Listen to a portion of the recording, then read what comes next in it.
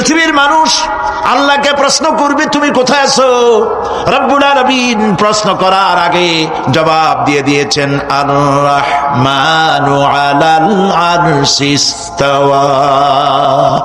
আল্লাহ পাক আরশে আজিমে আছেন। কোথায় আছেন বলে? এক আঙ্গুল আকাশের দিকে উঁচু করে বলেন আল্লাহ কোথায় আছেন? আরশে আজিমে আছেন। সুবহানাল্লাহ। তবে আরশে আজিমে আছেন যে অবস্থা এমন নয় যে তিনি সাংঘাতিক রকমের কুয়াশার কারণে বাংলাদেশে কি হইতেছে তা দেখতে পান না। সে আল্লাহ রাব্বুল আলামিন সব কথা পরিষ্কার করে বলেছেন আমি তোমার ঘাড়ের কাছে। তার মানে আল্লাহর ইলম, তার নজর, তার সামা এবং তার বাসার, তার দেখা, তার শোনা, তার ইলম সবটা আমাকে ঘিরে আছে, আমি তার বাইরে নাই। আল্লাহ মানুষকে সতর্ক করতেছেন মা ইয়ালফিযু মিন কাওলিন ইল্লা লাদাইহি রাকীবুন আতীদ। মানুষ এমন কোন কথা বলে না যা আমার ফেরেশতারা রেকর্ড করে না রাখে। যা করো তাও লেখা হয়, যা বলো তাও লেখা হয়ে যায়। আল্লাহ রাব্বুল আলামিন কোরআনে কারীমের মধ্যে বলেছেন আল্লাযী খালাকাল মাউতা ওয়াল হায়াতা লিয়াবলুয়াকুম আইয়ুকুম আহসানু আমালা। আমি পরীক্ষার জন্য এই জীবন দিয়েছি, তোমাদেরকে পরীক্ষা হবে। এই পরীক্ষা জীবন আর মৃত্যু দুটি জিনিস দিয়েছি পরীক্ষা করার জন্য। এই পরীক্ষার জন্য তোমরা পাস করতে পারো। পরীক্ষা আসছে, এখন প্রশ্নপত্র সব ফাঁস করে দেওয়া হয়েছে। প্রশ্নগুলি সঠিকভাবে আদায় করুন, প্রশ্নগুলি পড়ুন এবং জীবনটাকে সেইভাবে গড়ুন। নামাজটা সহি করে আদায় করুন। বহু মুসলমান আছে নামাজই পড়ে না, নামাজ পড়তে জানেও না। নবী করিম সাল্লাল্লাহু আলাইহি ওয়াসাল্লাম বলেছেন সাল্লু কামা রাআইতুমুনি উসাল্লি। নামাজ পড়ো সেইভাবে যেভাবে আমাকে তোমরা পড়তে দেখো। সুবহানাল্লাহ। আর রাসূলুল্লাহ কেমনে নামাজ পড়তেন এটা বর্তমান বিশ্বের শ্রেষ্ঠ হাদিস বিশারদ আল্লামা নাসিরউদ্দিন আলবানী তিনি ইন্তেকাল করেছেন। আল্লাহ পাক তাকে জান্নাতুল ফেরদাউসের মেহমান বানায়নি, বলেন আমিন। তার লেখা বই আছে রাসূলুল্লাহ সাল্লাল্লাহু আলাইহি ওয়াসাল্লামের নামাজ। বইয়ের নাম রাসূলুল্লাহ সাল্লাল্লাহু আলাইহি ওয়াসাল্লামের নামাজ। ছোট্ট একটা বই। এই বইটা আপনারা কিনবেন। এই বইটা যেভাবে লেখা আছে নামাজ সেইভাবে পড়বেন। নামাজ রাসূল করিম ঠিক যেভাবে পড়েছেন ওইভাবেই লেখা আছে। আপনি আন্দাজে পড়লে হবে না, টুকুর টাক্কুর করে কয়েকটা সেজদা দিলেই হবে না। তা দিলে আর কান একটা সেজদা থেকে আরেকটা সেজদার মাঝখানে সময় দিতে হবে, রুকু থেকে দাঁড়ায় সময় দিতে হবে, ধীরে ধীরে নামাজ পড়তে হবে। অথচ আমরা নামাজ পড়ি সব থেকে ব্যস্ততার সাথে, দ্রুত, রকেট সার্ভিস। কোরআন শরীফের ভিতরে নামাজের গুরুত্ব সর্বাধিক দেওয়া হয়েছে। নামাজের কথা কয়বার বলা হয়েছে? 82 বার। 82 বার আল্লাহ পাক বলেছেন নামাজ আদায় করো। 82 বার বলেছেন। আর নবীজি বলেছেন লা দীনা লিমান লা সালাতা লাহু। যার কাছে নামাজ নাই তার কাছে দ্বীন বলে কোনো জিনিস নাই। মান তারাকা সালাতান মুতাআম্মিদান ফাকাদ কাফারা। ইচ্ছে করে যে ব্যক্তি নামাজ ছেড়ে দিল কাফের হয়ে গেল, বলেন নাউজুবিল্লাহ। কিয়ামতের দিন বুখারী শরীফের হাদিস, আল্লাহ পাকের নবী বলেছেন কিয়ামতের দিন সর্বপ্রথম আল্লাহ জিজ্ঞেস করবেন বান্দা নামাজ পড়ছো কিনা। প্রথম প্রশ্ন কি বলেন? প্রথম প্রশ্ন কি? যার নামাজ কবুল তার সমস্ত নেক আমল মঞ্জুর। যার নামাজ কবুল হবে না কোনোটাই মঞ্জুর হবে না। কথা বুঝতে পেরেছেন? নামাজ সঠিকভাবে আদায় করতে হবে। নবী করিম সাল্লাল্লাহু আলাইহি ওয়াসাল্লাম ইন্তেকালের 5 দিন আগে থেকে জ্বরাক্রান্ত হলেন, রোগাক্রান্ত হলেন, জ্বরে আর মাথার যন্ত্রণায় অস্থির হয়ে যেতে লাগলেন। বেহুশ হন আবার হুশ হন। যেদিন তিনি ইন্তেকাল করবেন তার আগের দিনেও তিনি জোহরের নামাজ পড়ার জন্য সাহাবীদের কাঁধের উপরে ভর দিয়ে নামাজ পড়তে গেছেন। পা উঁচু করে নিতে পারেন নাই, পা টেনে টেনে নিয়েছেন। তিনি সেখানে খুতবা দিলেন, বললেন ও আমার উম্মতেরা, এই পৃথিবীতে আল্লাহ রাব্বুল আলামিন তার এক বান্দাকে পৃথিবীর সব জাগতিক সম্পদ দিতে চেয়েছিলেন, কিন্তু সেই বান্দা সব জাগতিক সম্পদকে উপেক্ষা করে আল্লাহর সঙ্গে দিদার করা বেশি পছন্দ করেছেন। কেউ কিছুই বুঝলো না। হযরত আবু বকর রাদিয়াল্লাহু তাআলা আনহু খুব কাঁদতে লাগলেন। তিনি বুঝতে পেরেছেন যে এই পৃথিবীতে সমস্ত সম্পদ দিতে চেয়েছিলেন আল্লাহ যাকে, তার নাম বিশ্ব নবী। তিনি সবগুলি উপেক্ষা করে আল্লাহর সঙ্গে দিদার করা বেশি পছন্দ করেছেন। আমরা অতি তাড়াতাড়ি নবীজি থেকে নবীর এতিম হয়ে যাব। পরের দিন ইশার নামাজে রক্ত হলো, আযান হয়ে গেল। মসজিদে মুসল্লিরা ভরে গেছে, সাহাবায়ে কেরাম সব এসে গেছেন। হুজুরের জন্য বহুক্ষণ অপেক্ষা করার পর হযরতে আবু বকর রাদিয়াল্লাহু তাআলা আনহু তিনি ইমামতির জায়গায় দাঁড়ায় গেছেন। নবীজি বেহুশ অবস্থায় ছিলেন ঘরের মধ্যে। হুশ আসার পর তিনি হযরত আয়েশাকে বললেন, আয়েশা, মসজিদে নববীতে এখন কি হতেছে?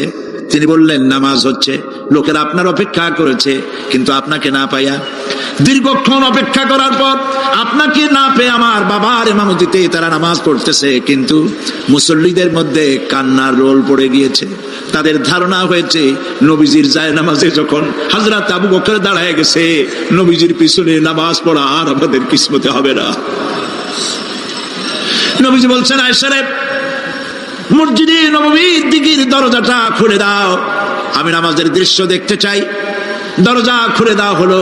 নবীজি কোন রকম মাথা উঁচু করে মসজিদে নববীতে নামাজের দৃশ্য নিজে অবলোকন করে আবার শুয়ে পড়লেন। হযরত আয়েশা লক্ষ্য করে দেখেন নবীজির চোখের পানি দিয়ে কোনা দিয়া পানি বেয়ে বেয়ে পড়ছে। হযরত আয়েশা প্রশ্ন করলেন, ইয়া রাসূলুল্লাহ, নামাজের দৃশ্য দেখি কাঁদছেন কেন? হুজুর বলেন, আয়েশা রে, এটা কোনো দুঃখের পানি নয়, আমি কাঁদতেছি এই জন্যে, এই নামাজের জামাত কায়েমের জন্য তায়েফের ময়দানে অনেক রক্ত ঝরেছে, আবার উহুদের ময়দানে দান দান শহীদ হয়েছে, সাহাবায়ে কেরাম জীবন দিয়েছে। আজ আমি দেখতে পেলাম আমার উম্মতেরা জামাতে নামাজ পড়ছে। আমার ধারণা হলো ভবিষ্যতে কিয়ামত পর্যন্ত আমার উম্মতেরা এইভাবে জামাত বন্দী হয়ে নামাজ আদায় করবে। নবীজি আবার বেহুশ হয়ে পড়লেন। মসজিদে নববী থেকে আজ আর কেউ বাড়ি যায় না, সবাই কান্দে। আজ রাত বোধহয় নবীজি কাটাবেন না। মেয়েরা কাঁদতেছে, সাহাবায়ে কেরাম কাঁদতেছেন, আজওয়াজে মুতাহারাত তারা কাঁদতেছেন। নবীজির আবার হুঁশ হলো, তাকায় দেখেন ঘরের মধ্যে কান্নাকাটি, মসজিদে নববীতে কান্নাকাটি। সব থেকে বেশি কাঁদতেছেন মা ফাতেমা। নবীজি হযরত ফাতেমার কান্না দেখে ইশারা করলেন, কাছে আয়। হযরত ফাতেমা রাসূলের কাছে গেলেন। নবীজি কানে কানে কি যেন বললেন, কান্নাটা বন্ধ হয়ে গেল। হযরত আয়েশা জিজ্ঞেস করলেন, মা, তোমার আব্বা তোমার কানে কি বললো আর কান্না বন্ধ হয়ে গেল? হযরত ফাতেমা বলে, আম্মাজি, আমার আব্বা আমাকে বললেন, মা ফাতিমা, তোমার কান্না আমার বরদাস্ত হয় না, কেঁদো না, আমি মৃত্যুর পরে সকলের আগে তোমার সাথে আমার দেখা হয়ে যাবে। হযরত ফাতেমা বলছেন, আম্মাজি, আমি বুঝতে পেরেছি আমার আব্বার এই কথার অর্থ কি। নবীজির ইন্তেকালের পরে আত্মীয় স্বজনের মধ্যে সবার আগে আমার মৃত্যু হবে, আর আমার পিতার সাথে আমি মিলিত হতে পারবো। রাত যখন শেষ হয়ে এলো, নবীজির হুঁশ হয়েছে, তাকায় দেখেন হযরত জিবরাইল দাঁড়ানো। হযরত জিবরাইল নবীজির চেহারা মোবারকের দিকে তাকায় বলেন, আসসালামু আলাইকা ইয়া রাসূলুল্লাহ, আল্লাহ আপনাকে সালাম বলেছেন, আর আল্লাহ পাক জানতে চেয়েছেন আপনার মুখে আপনি কেমন আছেন। আল্লাহ জানেন আপনার অবস্থা কি, তারপরেও আপনার মুখে শুনতে চেয়েছেন আপনি কেমন আছেন। নবীজি বলছেন, জিবরাইল, বড় কষ্টে আছি, বড়ই যন্ত্রণা, বড়ই কষ্ট। হযরত জিবরাইল বলছেন, ইয়া রাসূলুল্লাহ, আজকে এক নতুন ফেরেশতা আমি সাথে করে নিয়ে এসেছি। এই ফেরেশতা পৃথিবীর কোন নবী অথবা কোন মানুষের কাছে যাওয়ার জন্য অনুমতি চায় না, আজ আপনার কাছে অনুমতি ভিক্ষা চায় কাছে আসার জন্য। ওই ফেরেশতার নাম হচ্ছে মালাকুল মউত। হযরত মালাকুল মউত বলেন, ইয়া রাসূলুল্লাহ, এই পৃথিবীতে আদম আলাইহিস সালাম থেকে নিয়ে পর্যন্ত কোন মানুষের জান কবজের জন্য আমার অনুমতি চাওয়া লাগে নাই, আর কোনোদিন লাগবে না। আজ আমি আসার সময় আল্লাহ বলেছেন আপনার জান কবজের জন্য আমি যেন আপনার কাছে অনুমতি ভিক্ষা চাই। নবীজি বলছেন, আমি যদি অনুমতি না দেই তো কি হবে? হযরত মালাকুল মউত বলছেন, ইয়া রাসূলুল্লাহ, অনুমতি যদি না দেন আমি ফেরত চলে যাব, আমাকে সেভাবেই বলা হয়েছে। হযরত জিবরাইল বলেন, ইয়া রাসূলুল্লাহ, আল্লাহ রাব্বুল আলামিন আপনার দিদারের ইন্তজার করতেছে। নবীজি বলছেন, মালাকুল মউত, তুমি জান কবজের কাজ শুরু করো। মালাকুল মউত যখন কাছে এসেছে, রাসূল জিজ্ঞেস করলেন, আয়েশা, ঘরে যে কয়েক টুকরা স্বর্ণ ছিল সেগুলোর কি অবস্থা? ছোট ছোট 6 টুকরা স্বর্ণ ছিল। হযরত আয়েশা বলছেন, হুজুর, আমি এগুলো রেখে দিছি। হুজুর বলছেন না, রাখতে পারবে না, আমার ইন্তেকালের আগে খয়রাত করে দাও। মুহাম্মদ সাল্লাল্লাহু আলাইহি ওয়াসাল্লাম আল্লাহর কাছে অবস্থায় উঠবে না যে তার ঘরের ভিতরে সোনা ছিল, দিয়ে দাও, খয়রাত করে দিয়ে দাও। হযরতে মালাকুল মউত রাসূলের জান কবজ শুরু করে দিলেন। রাসূলুল্লাহ জীবনের শেষ কথা বললেন, আসসালাত আসসালাত ওয়া মা মালাকাত আইমানুকুম। আমার উম্মতেরা বিদায় লগ্নে বলে গেলাম, নামাজ নামাজ নামাজ ছেড়ে দিও না।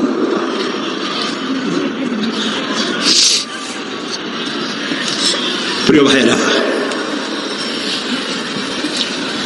নবী করিম সাল্লাল্লাহু আলাইহি ওয়াসাল্লাম জীবনের শেষ কথা বলেছেন নামাজ।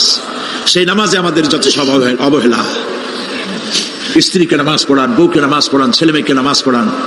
দোকানদার ভাইরা যখন আজান হয়ে যাবে দোকান বন্ধ করে দেন, আপনি আপনার কর্মচারীরা নামাজ পড়তে যান। যতটুকু সময় নামাজ পড়তে গেছে এই সময় বিক্রি করলে যা লাভ হইতো, এরপরে বিক্রি করলে আল্লাহ 10 গুণ বেশি বরকত দিতে পারেন। পারেন কিনা? পারেন কিনা? পারেন। আল্লাহর বিশ্বাস করেন, আল্লাহ আপনার বরকত দিবে। আপনার কর্মচারী, দোকানদারে, বাড়ি ঘরে স্ত্রী পুত্র পরিজন যারা আছে সবাইকে নামাজি বানাবার জন্য চেষ্টা করেন।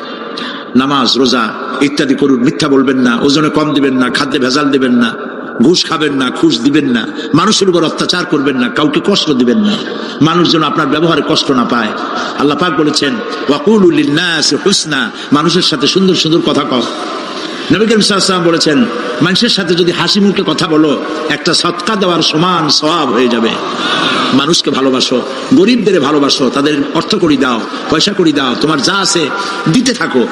কুয়ার পানি যত উঠাবেন তত কুয়ার পানি ভালো থাকবে, আর পানি উঠাবেন না কুয়ার পানি পচে যাবে। এই জন্য আল্লাহর রাস্তায় পয়সা যত ইনকাম হচ্ছে খরচ করতে থাকেন, আল্লাহ পাক দিতে থাকবেন।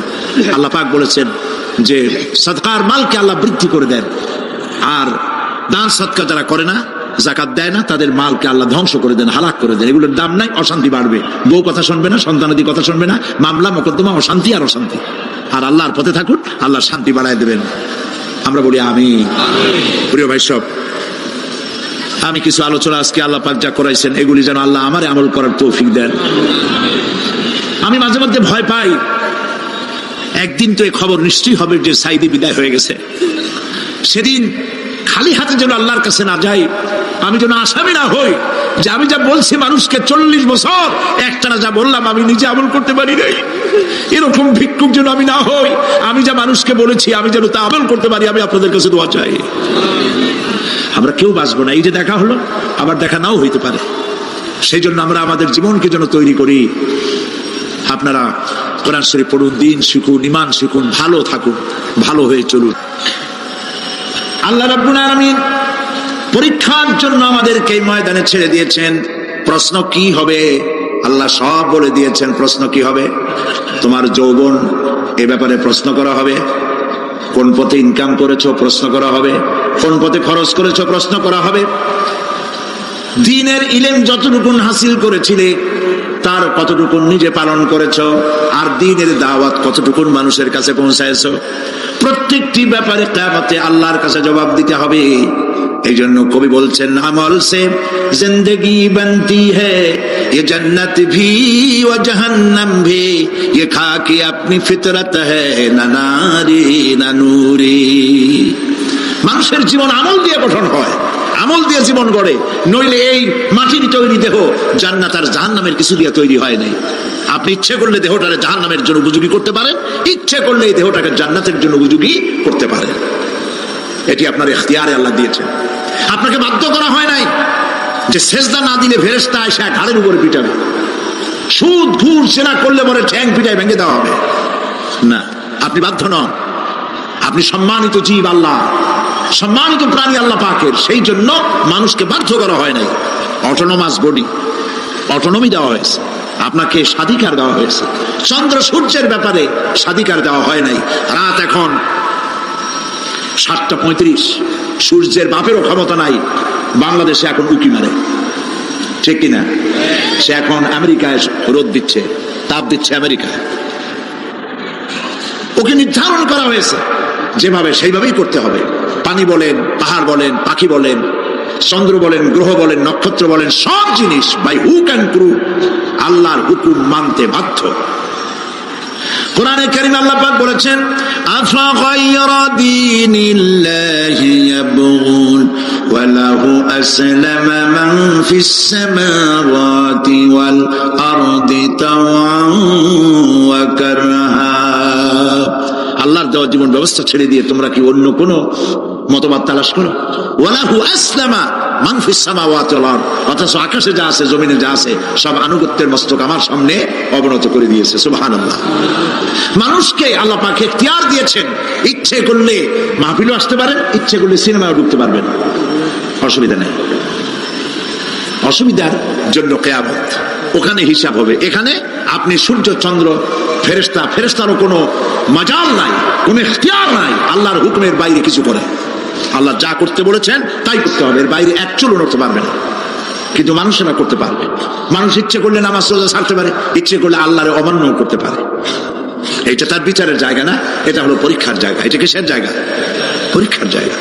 এখানে আপনি কামাই করলে ওখানে কিছু পাবেন, এখানে কামাই না করলে কিছু পাবেন না। আরো সোজা করে বলি, কোন কৃষক, যে কৃষক আষাঢ় মাসে শ্রাবণ মাসে জমিন চাষ করে না, পৌষ মাসে তার গোলায় ধান আসবে?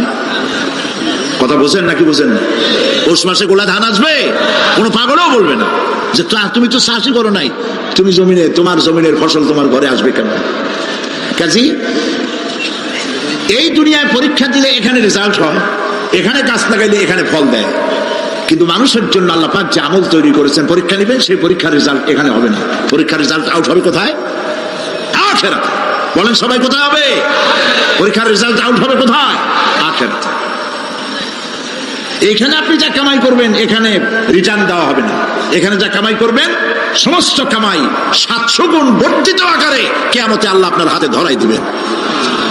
আল্লাহর ওয়াদা কখনো মিছা হয়? মিছা হয় রাজনৈতিক দলের নেতারা, এই জাতীয় লোকেরা যারা মঞ্চে আসে আর বলে যে এবার আমাদের ভোট দেন, আমরা ক্ষমতায় যাইতে পারলে আপনারা না খাইয়া কেউ মরবেন না। কিন্তু কি খাইয়া মরবে তাও কয় না। সেদিন শুনলাম এই যে নির্বাচন এখন একটা চলতেছে, স্লোগান বাপ দাঁড়াইছে, ছেলে তো বলে রহিম ভাই আমার ভাই, তোমার ভাই, বাপের নাম রহিম। তারপরে শুনলাম বলতেছে বেগুন ভাইয়ের চরিত্র, আজকে নাম রাখে তো আদর করে বেগুন পটল, বেগুন ভাইয়ের চরিত্র ফুলের মতো পবিত্র।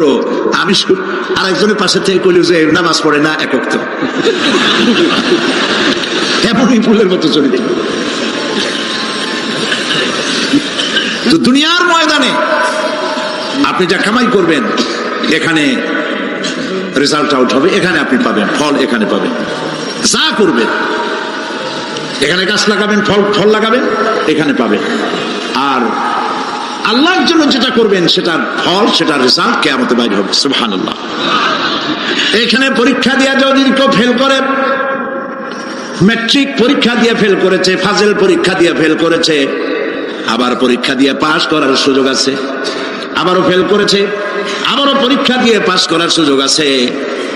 10 বার যদি ফেল করে আরো 10 বার পরীক্ষা দিয়ে পাস করার সুযোগ আছে।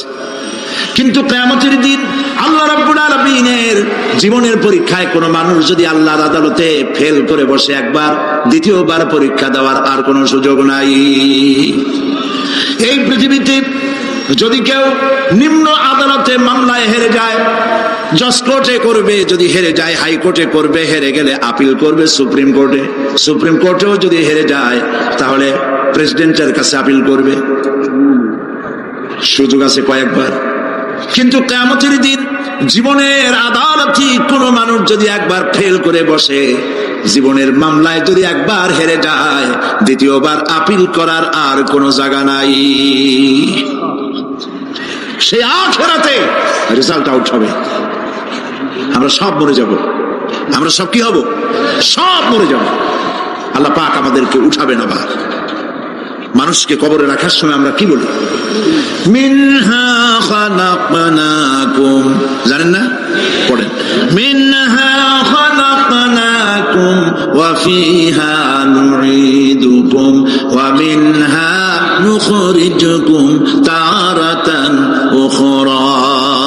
এই মাটি দিয়ে তোমাকে তৈরি করা হয়েছিল, এই মাটির মধ্যে রেখে গেলাম, এর থেকে আবার তোমাকে উত্থিত করা হবে। কে বলতেছেন কথা? আল্লাহ পাক বলছেন, আল্লাহ তাআলা বলছেন। কি নিষ্ঠুর এই পৃথিবী!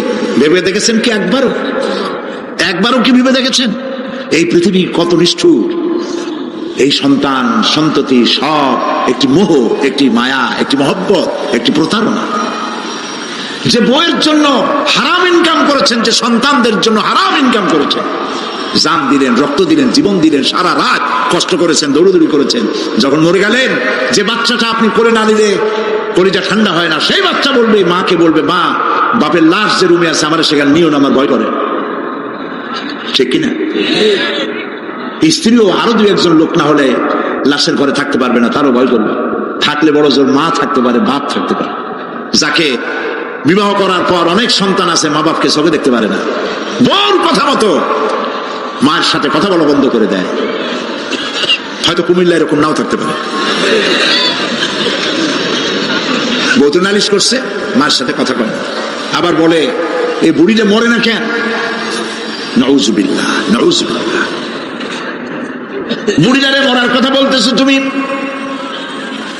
তোমার ছোট্টবেলায় যখন তোমার টাইফয়েড হয়েছিল, অসুখ করেছিল, গরিব বাবা, বাড়িতে ল্যাপ নাই, খাতা নাই, তোষক নাই, সেই জায়গায় মা তার কাপড় বিছায় দিয়া বুকের উপরে নিজের শরীরের উষ্ণতা দিয়া বাঁচায় রাখার চেষ্টা করেছে, নিজে না খেয়ে খাওয়াইছে, অসুখ সারে না। মা ওই মুমূর্ষু বাচ্চার সেরানে তার মাথার কাছে বসে তাহাজ্জুদের নামাজ পড়ে কোরআন শরীফ তেলাওয়াত করে চোখ দিয়া পানি পড়ে আর বলতে তাকে, রব্বুল আলামিন আমার জীবনটারে দিয়া আমার কলিজার টুকরা সন্তানটারে বাঁচাইয়া দাও। যেই মা নিজের জীবন দিয়া সন্তান বাঁচাইতে চাইলো, সেই সন্তান আজকে বউ পাইয়া মাকে ভুলে যায়, মায়ের সাথে খারাপ ব্যবহার করে। আল্লাহ রাব্বুল আলামিন বলেছেন, মা বাবার সঙ্গে খারাপ ব্যবহার করো না, ভালোবাসায় কথা বলো। ওয়াকুল লাহুমা কাওলান কারীমা, সম্মান সূচক কথা বলো। মা বাবার জন্য দোয়া করো আমার কাছে। কে বলতেছে? আল্লাহ তাআলা বলছেন দোয়া করো আমার কাছে এই ভাষায়, রব্বিরহামহুমা কামা রাব্বায়ানি সাগীরা। পড়েন সবাই, রব্বিরহামহুমা কামা রাব্বায়ানি সাগীরা। আয় আমার রব, আমার মা বাপ যেমন ছোটবেলায় আমাকে অত্যন্ত যত্ন করে লালন পালন করেছে, আল্লাহ তাআলা তুমি দয়া করে আমার মা বাপকে তোমার রহমতের করে লালন পালন করো। সুবহানাল্লাহ। প্রত্যেক নামাজের পর সকলে এই দোয়া পড়বেন, মনে থাকবে? মনে থাকবে? প্রিয় ভাই সব, সেই কিয়ামতের মাঠে আমাদেরকে উঠতে হবে, আল্লাহর দরবারে উঠতে হবে। সেই সময় আমাদেরকে কেউ উপকার করবে না। يوم لا ينفع مال ولا بنون, সম্পদ আর সন্তান সন্ততি কোনো কাজে লাগবে না। মা তার সন্তানকে চিনবে না, সন্তান তার মাকে চিনবে না, বাপ তার সন্তানকে চিনবে না, কেউ কাউকে পরিচয় দিবে না। কি মারাত্মক অবস্থা! মানুষ চরম অসহায় হয়ে যাবে। চতুর্দিকে ফেরেশতার আনাগোনা, সূর্য মাত্র 1 হাত উপরে, প্রচন্ড তাপ নিয়ে সূর্য অবস্থান নেবে, মাথার চামড়ি ফেটে গিয়ে গুনাহগারের মাথার মগজ গলে গলে পড়তে থাকবে। পিপাসার যন্ত্রণায় জিহ্বাটা ঝুলে কুকুরের মতো করে নাভিস্থল পর্যন্ত ঝুলে পড়বে। কেউ উপকার করবে না, কেউ জিগাবেও না। অনেক লোক আছে পীরের কাছে মুরিদ হয় আর মনে করে পীর সাহেব তারে কিয়ামতে সুপারিশ করবে। অসম্ভব। আয়াতুল কুরসির মধ্যে আমরা পড়ি, মান যাল্লাযী ইয়াশফাউ ইনদাহু ইল্লা বিইজনিহি। কে আছে এমন? কার হিম্মত আছে আল্লাহ পাকের বিনা অনুমতিতে কথা বলে? সুবহানাল্লাহ। কোথার পীর, কোথার খাজা বাবা হারায় যাবে। ইব্রাহিম আলাইহিস সালামের মতো পয়গম্বর কি মনে করে? আল্লাহর খলিল। ইব্রাহিম আলাইহিস সালাম আল্লাহর কি? আল্লাহর খলিল। আল্লাহর খলিল কিয়ামতের দিন বলবেন, আল্লাহ পাক, আয় আল্লাহ তাআলা, আমার বাপের কাছে আমার একটা ওয়াদা ছিল, আমি সুপারিশ করবো তার জন্য, তুমি দয়া করে আমার বাপকে জাহান্নাম থেকে ক্ষমা করো, আমি তার জন্য সুপারিশ করতেছি। আল্লাহ তাআলা বলবেন, ইব্রাহিম তোমার সুপারিশ মঞ্জুর হলো না। কথা বুঝতেছেন না? বুঝতেছেন না? ইব্রাহিম আলাইহিস সালাম যদি বাপের জন্য সুপারিশ করতে না পারে, ইব্রাহিম আলাইহিস সালাম তিনি যদি তার বাপের জন্য সুপারিশ করিয়া যদি ব্যর্থ হন, আপনার পিসাব কোন কামে লাগবে চিন্তা করেন।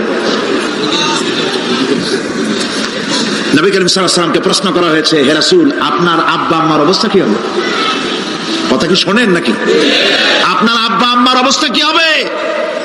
নবী করিম সাল্লাল্লাহু আলাইহি ওয়াসাল্লাম বলেছেন, আমি আমার আব্বা আম্মার কোন উপকারে আসবো না। ইন্না লিল্লাহি ওয়া ইন্না ইলাইহি রাজিউন। তাহলে কোন সাহসে মনে করতেছেন কোন পীর কোন একটা বিদেশ থেকে দেশের থেকে একটা নাসিল হলো আর ওইটার পিছনে পিছনে দৌড়াবেন, সে আপনারা নাজাত দেবে, তার পায়ে চুমা খাবেন? এই পায়ে হাত দিয়ে কদম মুছি বলা বাতান। টাকা ইনকাম করার জন্য মানুষকে ভুল পথে পরিচালিত করছে অনেক পীর আছে না? খালি মানুষে টাকা দেয়, জামায় অনেক পকেট, খালি টাকা নেয় সমানে ডুবাইতে থাকে চতুর্দিক দিয়ে, বাইরে বোঝার উপায় নাই। কিন্তু অনেক পীর আছে এমন, ঢাকা শহরে বড় বড় মার্কেটের মালিক, আমি জানি বড় বড় মার্কেটের মালিক, বিরাট ব্যবসায়ী, জামা পরিষ্কার করে না 2 মাসেও, মানুষের দেখাবার জন্য গামছাটা নাকের কাছে ধরে ফত ফত করে আওয়াজ করে, মনে হয় যেন কাঁদতেছে। আজ বিশাল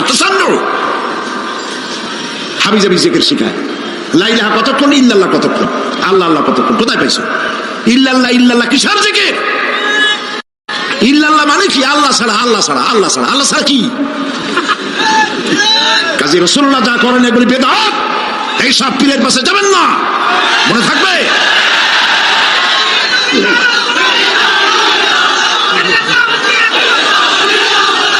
প্রিয় ভাই সব, কিয়ামতের দিন আপনার আমল, একমাত্র আমল আপনাকে বাঁচাইতে পারবে। এই কোরআন শরীফে আল্লাহ পাক বলেছেন, ইয়া আইয়ুহাল্লাযীনা আমানু আবতাগু ইলাইহিল ওয়াসিলা, হে বিশ্বাসীরা ওসিলা ধরো। ধুরন্ধর এক শ্রেণীর লোকেরা এর অর্থ করেছে পীর ধরো। দুনিয়ার কোন তাফসীর, যত মুফাসসির পৃথিবীতে জন্মগ্রহণ করেছেন, কোন মুফাসসির এটা বলেন নাই আবতাগু ইলাইহিল ওয়াসিলার মানে হলো পীর ধরো। বরং সমস্ত তাফসীর মুহাক্কিকিন বলেছেন আবতাগু ইলাইহিল ওয়াসিলা আয় আমলে সালেহ, নেক আমলের ওসিলা ধরো। সুবহানাল্লাহ, নেক আমলের ওসিলা ধরো। প্রিয় ভাই সব, ধান্দাবাজি ছাড়তে হবে। কিয়ামতের দিন মানুষ একেবারে অসহায় হয়ে যাবে, কেউ সাহায্য করবে না। সেই দিন প্রশ্নপত্র সামনে আসবে, আমলনামাগুলি বেঈমানের পিছন দিক থেকে বাম হাতে আসবে, আর ইমানদারের সামনে থেকে ডান হাতে আসবে। আমলনামা হাতে পাওয়ার সঙ্গে সঙ্গে বেঈমান বুঝে ফেলবে তার জায়গা কোথায়, কলিজা তখন গলার কাছে চলে আসবে। সত্য ছিল একসাথে, মনে করেন এই মাহফিলের মধ্যে, মনে করেন এখানে সন্ত্রাসী আছে, খুনি আছে, ওয়ান্টেড, মোস্ট ওয়ান্টেড আসামি এর মধ্যে আছে, ধরা যাচ্ছে না অনেক মানুষের মধ্যে। হঠাৎ করে অর্ডার হলো যে ভিতরে এসবিআইবি ঢুকিয়ে দেওয়া হয়েছে, গোয়েন্দা বিভাগের লোক ঢুকিয়ে দেওয়া আছে, সন্ত্রাসী মোস্ট ওয়ান্টেড যারা আছে বেরিয়ে পড়ো, এক পাশে চলে আসো। তখন অবস্থাটা কি হবে তাদের? মজা লাগবে? পায়ের রক্ত মাথায় উঠে যাবে, চোখ দিয়ে রক্ত পড়া শুরু করবে। সমস্ত মানুষ একসাথে ছিল হাসরের ময়দানে, হঠাৎ করে অর্ডার হয়ে যাবে, আমতাজুল ইয়াওমা আইয়ুহাল মুজরিমুন, হে অপরাধীর দলেরা আলাদা হয়ে যাও। ইন্না লিল্লাহ, আলাদা হয়ে যাও। সমস্ত মানুষ সেখানে খালি পায়ে উঠবে, কারো পায়ে জুতো নাই, স্যান্ডেল নেই, পরনে কোনো কাপড় নাই, গায়ে কোনো কাপড় নাই, মাথায় কোনো আবরণ নাই।